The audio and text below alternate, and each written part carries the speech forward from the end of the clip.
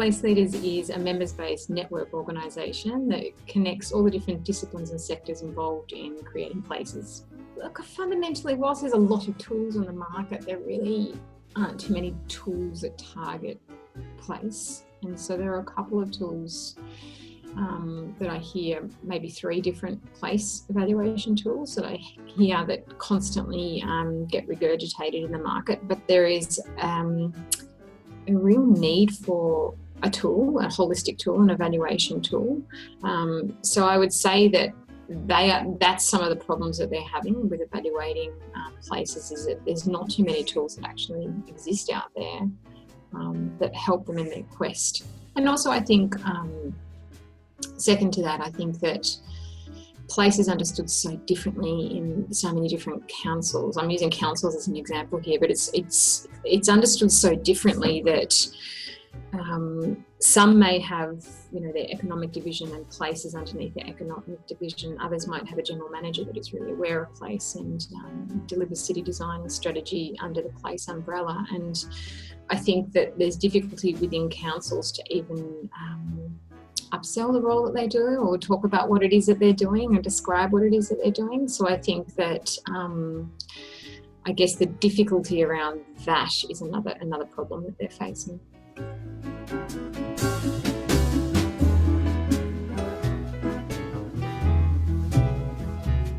Neighborlytics is a social analytics platform that helps local councils, building developers understand the communities that they are in from a social media lens. And it's not just social media, we use what we call social data.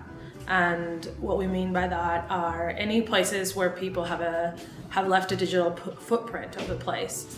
One that I'm really big on, because that's very natural to our data, is visibility.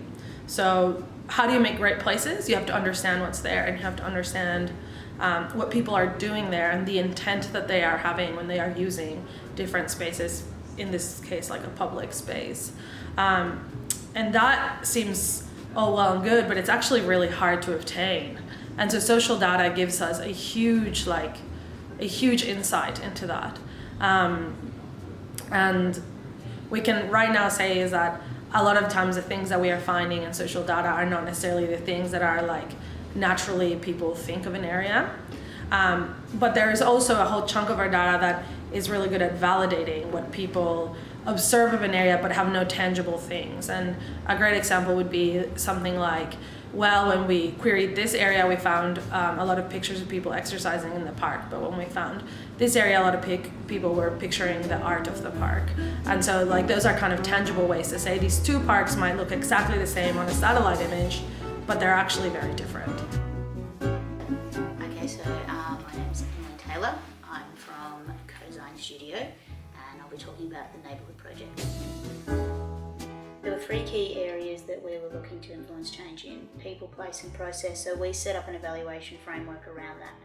With people, we wanted to really test and set out some indicators around people's confidence in starting a project and delivering a project. We really wanted to measure the social capital, or what they built around that once they got started. How well were they able to utilise the resources around them and draw on the community, and then it was their capacity as well. Do they have a better understanding of the processes? Do they have a better understanding of community needs? We looked at the place measures. We really got the community to take the lead on measuring the place outcomes. So we got the group we looked at before and after photos, so you can represent the physical change.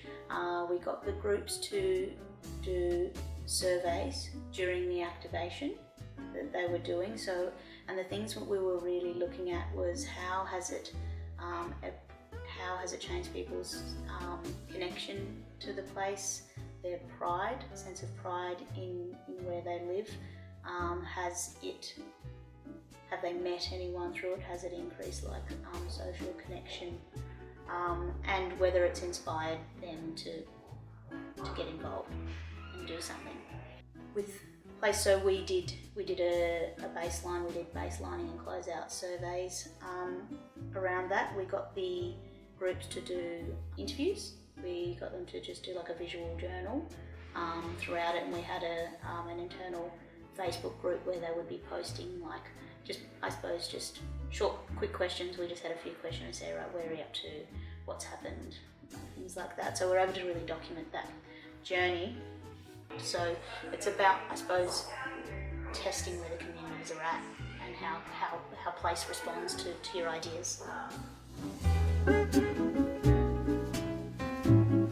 My organisation is called DPG 385. Okay. It's an art organisation that I run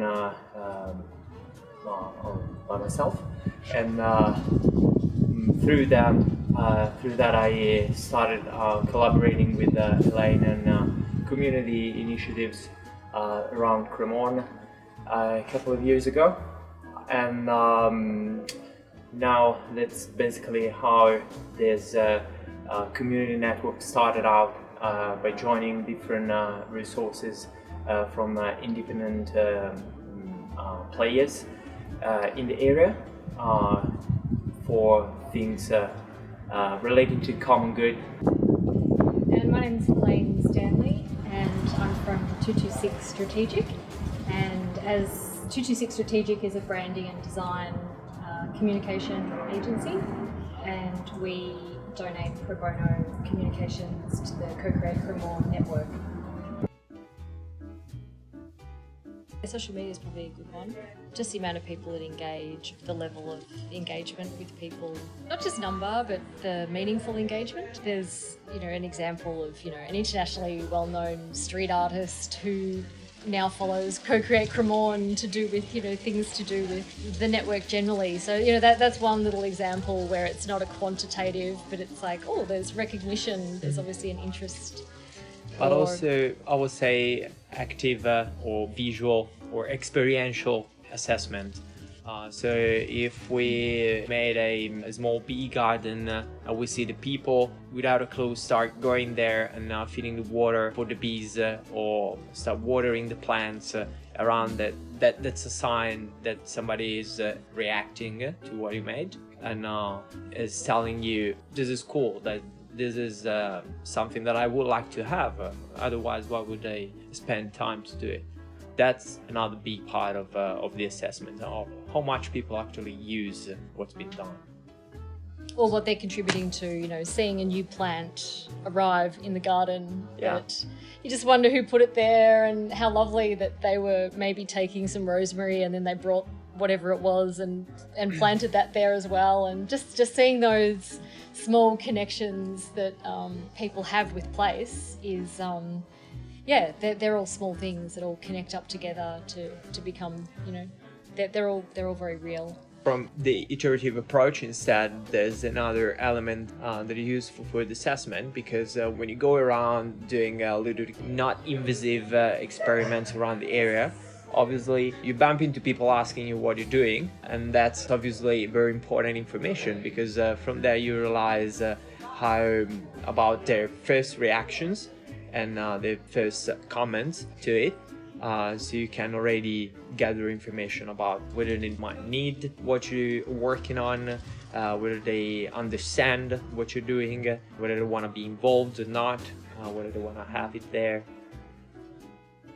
I guess also with evaluation, it's where you draw the boundary around what you're evaluating also, and what the question was at the start. So whether it's parking, and as a government agency, they might try to evaluate how parking is working, and yet there's so many other factors that come into play with parking. So, how many shared cars are within the area for people to access that resource, so they don't feel they need to drive to work every day. There's where the Uber drop-off spots are, and if people were evaluating parking not too long ago, the question of Uber drop-off points and safe areas and speedy areas to be able to get dropped off or picked up in a shared car. So I guess it's, with a lot of the evaluation, it's how long it takes to plan things, and then, you know, in a 3 months' time, all of a sudden there's Lime scooters everywhere, like in Auckland, or so things are just changing all the time. So it's how it's, you know, when the research design was done and then the research is evaluated, there's a bit of a time lag there. So I guess just by collecting data along the way and having those snap points in time and some tactical urbanism and some fine-grained knowledge shared, that all coming together assists with, rather than creating an A to B type response where you're evaluating the A to B.